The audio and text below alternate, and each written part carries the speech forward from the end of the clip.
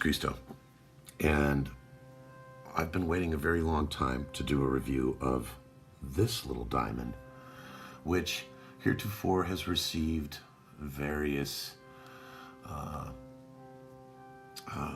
nefarious reactions to the film in its entirety. And I think that anybody who said anything bad about this movie, shame on you. Once again, like Texas Chainsaw Massacre 3D, I kind of totally disagree, especially as a fan of the whole series and having known Toby. I met him on many occasions when he was premiering films, the Driller Killer film, and when he did the Texas Chainsaw Massacre Part 2, he came through San Francisco, and we saw that. And I've known him for a while. And then he'd talk very low, and he had his cigars, and it was the real guy. And he was amazing. And he was one of these people. Sorry, I have some barbecue in my teeth here. How appropriate is that?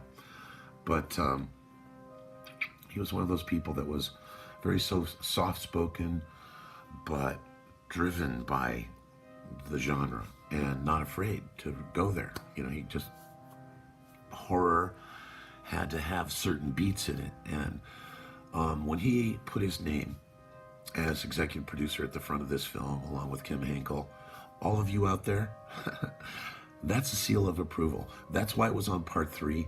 That's why if you go into the special features on the film that comes after this prequel, technically, you know, is the storytelling timeline, that's why his name's there. Because, like myself, I really enjoyed seeing this story fleshed out. Finding out more about the character's backstory, finding out more about the family and what other levels of, suggestive nature, because, like, remember, Psycho came out prior to Texas Chainsaw Massacre. There's nods to that in this movie. There's nods to all the Texas Chainsaw Massacre sequels, all of them in this movie.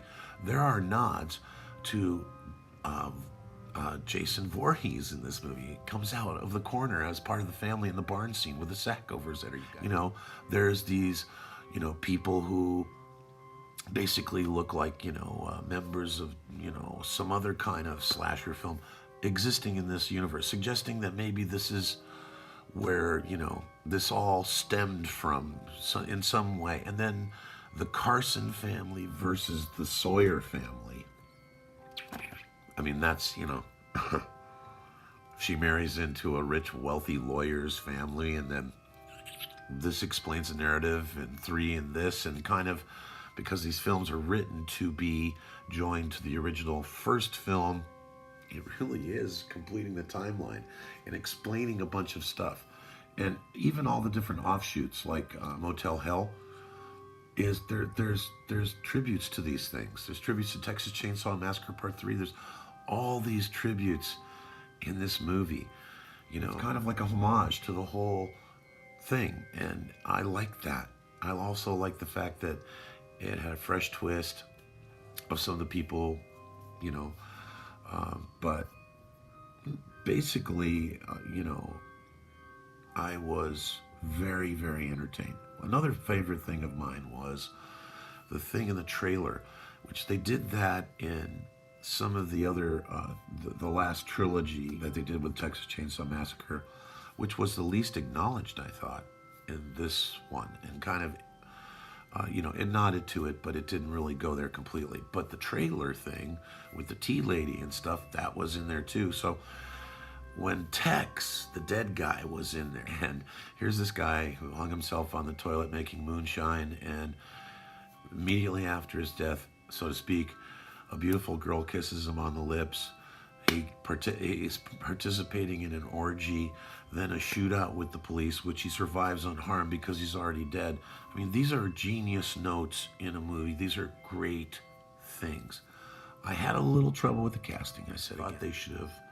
I should have kind of given us at least somebody a little bit bigger to play the other side of Leatherface, because in this film, and this is another thing I really like, we find out that Leatherface is the result of a friendship of two dysfunctional children.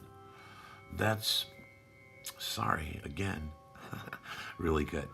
So, with all of its little tiny, problems, this film, the only thing that it didn't do well was to conceal who was going to become Leatherface. I give it to you guys out there with all the, moans and groans about 3D, which I loved because there was pathos in there.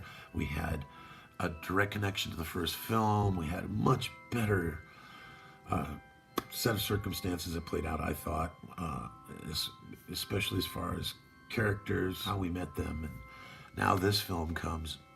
I don't see any reason why they should kill this series.